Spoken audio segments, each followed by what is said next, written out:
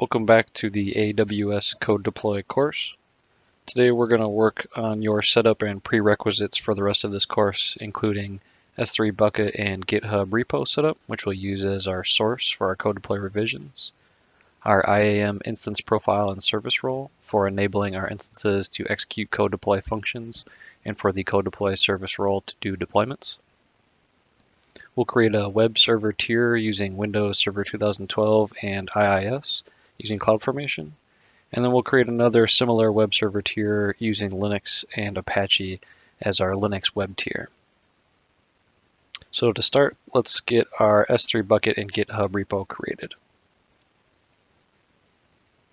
So to begin with, log into your AWS console and we'll browse over to the S3 page.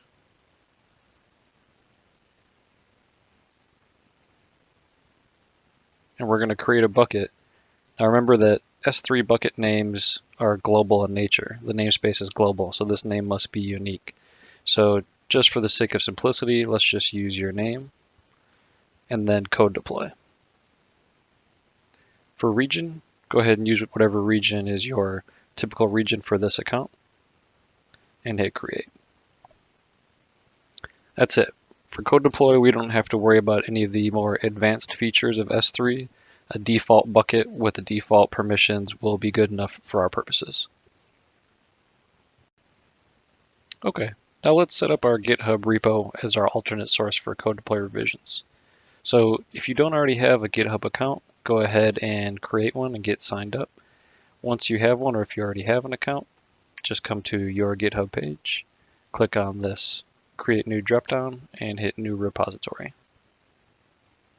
For the name, it doesn't really matter, but let's just do GitHub-CodeDeploy. And we don't have to worry about name uniqueness since it's going to be underneath your repo account.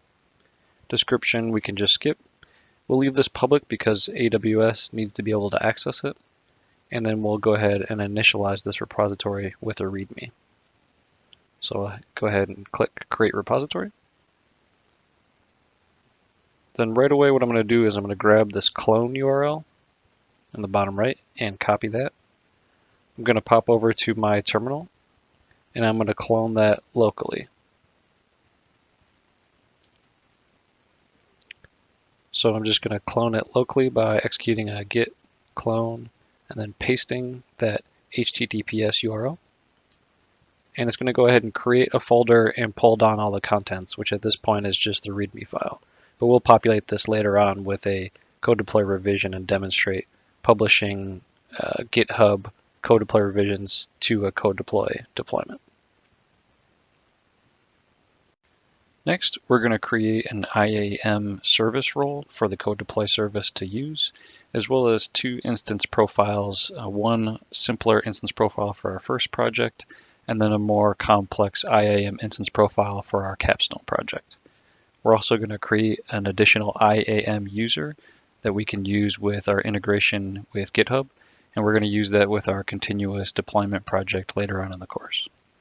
So to start, let's log into our AWS console. We're going to browse to the Identity and Access Management page, drill into Roles, and create new role. Now this role name isn't terribly important, but just to make it more human readable, let's call it CodeDeploy Service Role and hit Next Step. Now this is one of the gaps that makes creating this role a little bit documentation in AWS. They don't have a service role predefined for CodeDeploy. So for now, we're just going to choose EC2 and then we'll manually change that in the policy document later on. Now for the policy that we want to attach, Amazon provides a predefined CodeDeploy role specifically for the CodeDeploy service. So we'll just search for AWS CodeDeploy role. That's the only policy we need to attach, so we'll just select that one and we'll hit Next Step. Finally, we were presented with this review page just to see all of the attributes we've set up. Everything is correct, so we can just hit Create Role now. Okay, so now we can see that the CodeDeploy service role has been created. Now let's drill into it and we'll modify it to be related to the CodeDeploy service rather than the EC2 service. So you can see here information about the role we just created, including the policy we just attached. And then towards the bottom, you'll see that in this trusted identities box, the identity provider ec2.amazon.aws.com is a trusted party.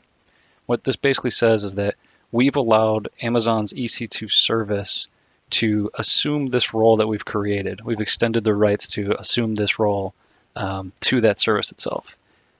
For this service role, this is for code deploy. So what we need to do is modify this trust relationship. We'll remove the EC2 trusted entity and replace it with a code deploy trusted entity. So it's very simple. We're just going to edit the trust relationship. We're going to highlight and delete the ec2.amazon.aws.com. And we're going to paste in the service identifier for code deploy. So one thing to keep in mind is that this is region specific. So for my account, I'm operating in US East 1. And so I'm going to set this service identifier to codedeploy.us-east-1.amazonaws.com. That's it. We're going to hit update trust policy. And now you can see the trusted entities includes just code deploy. So Amazon's code deploy service can assume this role we've created, and it's going to inherit all of the permissions we put in this code deploy role. All right, next up, let's go ahead and create the instance profile. So to start off with, we'll create the simpler one. Before we can create the role, we need to create the policy that we're going to assign to this new instance profile role. So let's drill into policies. And if you've never seen this page before, you get a welcome page. We'll just hit get started. We're going to hit create policy. We're going to do create your own policy. And then for the policy name, we'll just call this simple code deploy instance profile policy. We don't need to fill in the description. The name itself should be pretty self-explanatory. And I'm just going to paste this in. I'll include this text as a resource in the course. But basically, it's a simple IAM policy saying that whatever object or instance has this policy has the ability to do any get operation, so get star is a wildcard, or any list operation in S3. And we're allowing them to do that on any bucket that they have access to, hence another wildcard. So in your production environments, you'll probably want to strict this to some S3 bucket that's specific to either the application or to just your code deploy resources. But for our example today, this is good enough. So with that, we'll go ahead and just hit create policy. And AWS is going to validate that policy is correct as part of that creation process. So we're all good. Now we have a policy.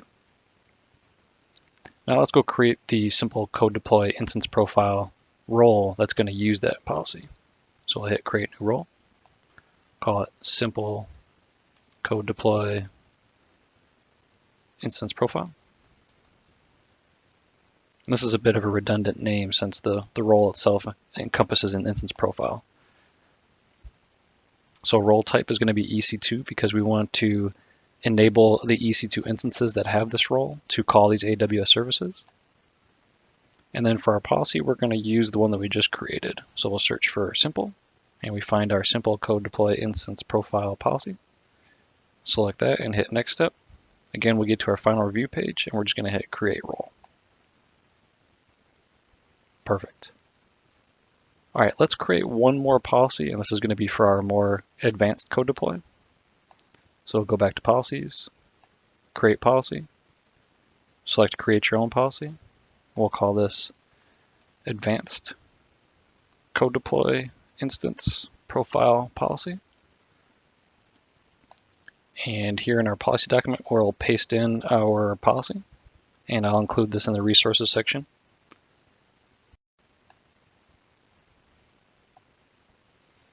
So let's go over this policy real quick. So again, we're going to have our two S3 actions that we're going to enable. So we're enabling all get and all list commands. We're going to allow access to your code deploy bucket in S3. So mine's going to be Alex D. Glover, but you'll have to fill in your name as appropriate here. And so for this first line, we're specifically calling out the bucket itself. And then the second line where we have the bucket name /*, we're talking about all contents of that bucket, all child objects or keys. We're also going to include access to all of the code deploy buckets. And that's because if we have a server that doesn't start with the code deploy agent, or if there's an effort to upgrade that agent later, that instance is going to need access to those binaries that AWS hosts. Next, we're going to have a few elastic load balancing permissions, and we'll go into this more in detail later when we go over the capstone project, as well as some auto-scaling permissions for describing and updating the auto-scaling group that the instances are going to be a part of. And we're going to allow that on all load balancers and all auto-scaling groups because we're using that wildcard. We're not specifying any specific resources. So finally, we'll hit create policy, and it's going to validate that document for us. And so we're all good. Now that we have our new policy created, let's go ahead and create another role for that, for our instance profile. So we'll do create new role, call this one advanced CodeDeploy instance profile, and hit next step.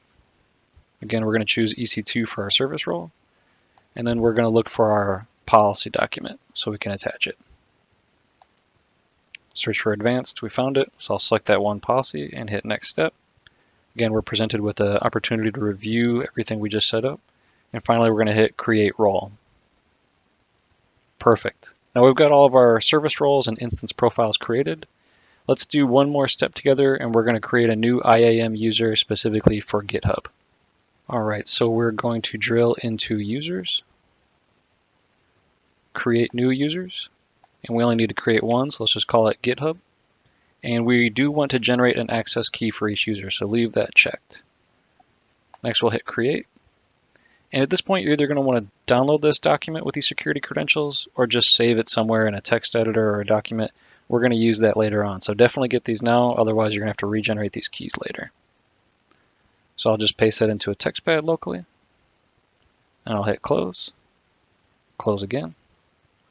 And then we just want to assign this GitHub user account a specific permission set to do our deployments remotely. It's going to trigger our deployments for us. So we're going to attach a manage policy, and we're going to search for AWS CodeDeploy deployer. This is a predefined role that AWS has created that really fits this use case well. So we're not going to reinvent the wheel. We'll just use their policy. So I select that one, hit attach policy, and that's it.